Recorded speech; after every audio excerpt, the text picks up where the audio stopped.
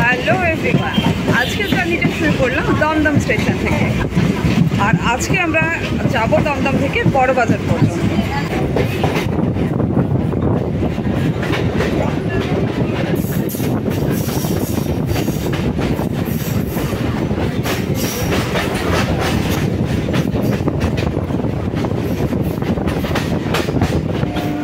দমদম থেকে বড়বাজারের মধ্যে intermediate station পড়বে মোট 5টা।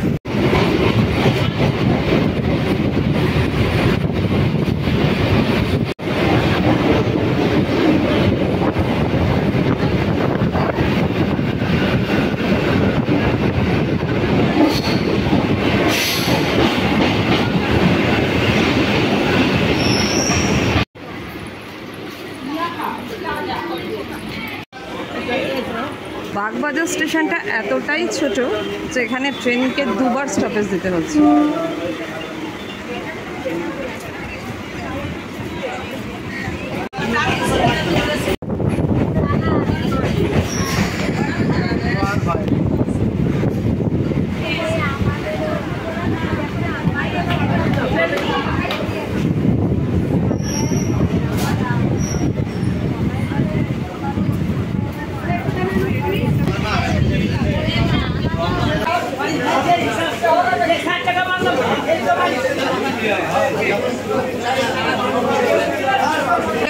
চলে এলাম আমাদের গন্তব্য স্টেশন বড়বাজার স্টেশনে।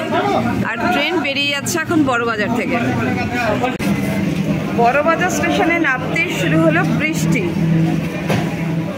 বৃষ্টিটা একটু থামলে আমরা বড়বাজার স্টেশন থেকে বাইরে বেরোবো। চলে এলাম বড়বাজার স্টেশনের বাইরেতে।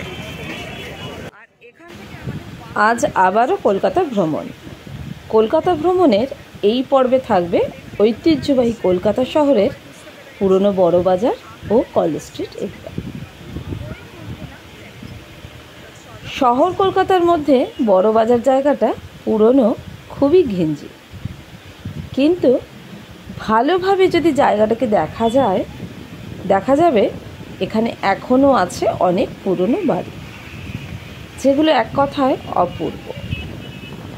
বাড়িগুলোর হয়তো বয়স হবে 150 থেকে 200 বছর পুরনো।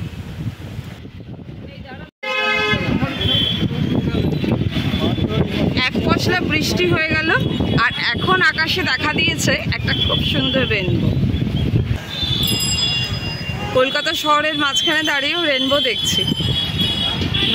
আজ আমরা কলকাতা শহরের মধ্যেই দেখব দক্ষিণ ভারতীয় সংস্কৃতি ও ঐতিহ্যকে।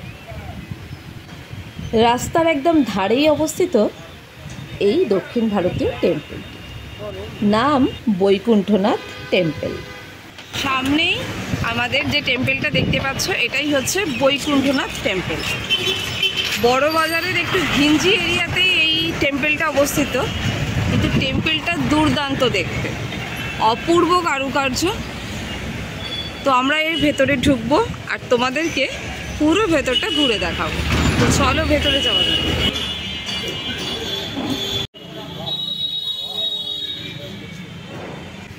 এই টেম্পলটি যে রাস্তার ধারে অবস্থিত সেই রাস্তার নাম কালীকৃষ্ণ ঠাকুর স্ট্রিট। গণেশ টকিজের কাছেই জায়গাটি অবস্থিত। মূল প্রবেশদ্বার দিয়ে ঢুকলে চোখে পড়বে পাথরে বাঁধানো অঙ্গন, তারপরেই মার্বেলের কারুকাজ খচিত মূল মন্দির, পরিষ্কার পরিচ্ছন্ন মন্দির চত্বর, খোলামেলা আঙিনা, ধূপ ধুনোর গন্ধ এক মন ভালো করা আবেশ তৈরি করে।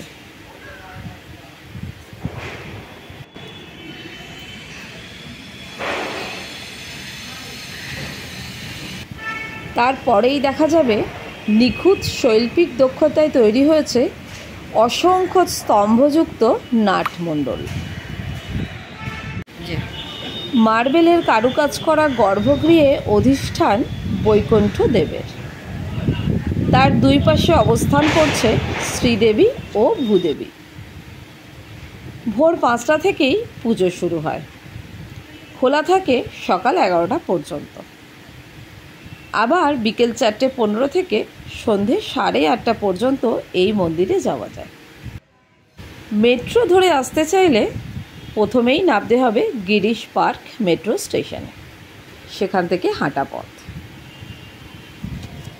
তাছাড়া আমার মতো বড়বাজার স্টেশনে নেবেও হাঁটা পথে পৌঁছে যাওয়া যায় এই মন্দিরে।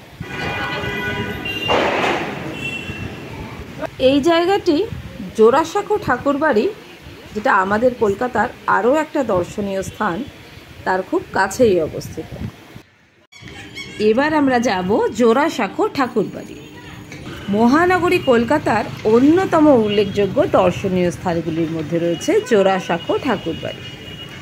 বিশালাকার এই বাড়ির সঙ্গে জড়িয়ে আছে দীর্ঘ ইতিহাস। কলকাতার অন্যতম বিখ্যাত হেরিটেজ বাড়িগুলির মধ্যে উল্লেখযোগ্য এই জোড়াসাঁকো ঠাকুরবাড়ি।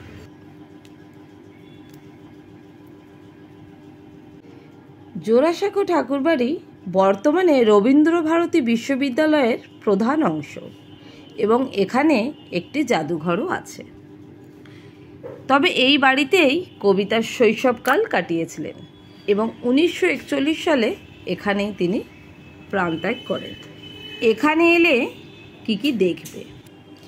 এখানে এলে ঠাকুর পরিবারের ব্যবহৃত নানা জিনিস, রবীন্দ্রনাথের চিত্রকর্ম ও স্মৃতিকথা এবং বাংলার ঐতিহাসিক নিদর্শন দেখতে পাওয়া যায়। এছাড়া বাড়ির আর্কিটেকচার ও পরিবেশও পর্যটকের কাছে বিশেষ আকর্ষণীয়।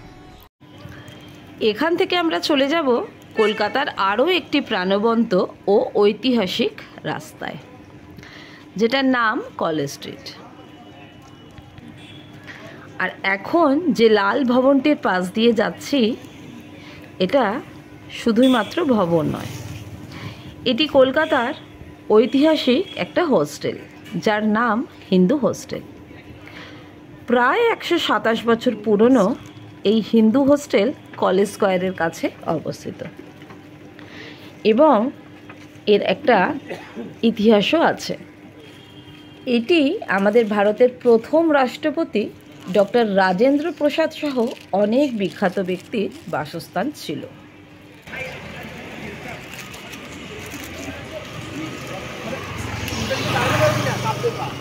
এখন আমরা যে রাস্তাটা দিয়ে যাচ্ছি সেটা বইপাড়া নামে পরিচিত।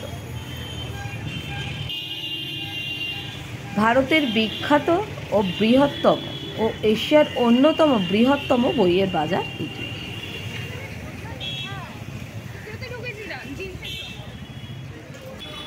মধ্য কলকাতায় অবস্থিত এবং নতুন ও পুরনো, দুর্লভ এবং এখন আর ছাপা হয় না এমন বহু বই এখানে পাওয়া যায়।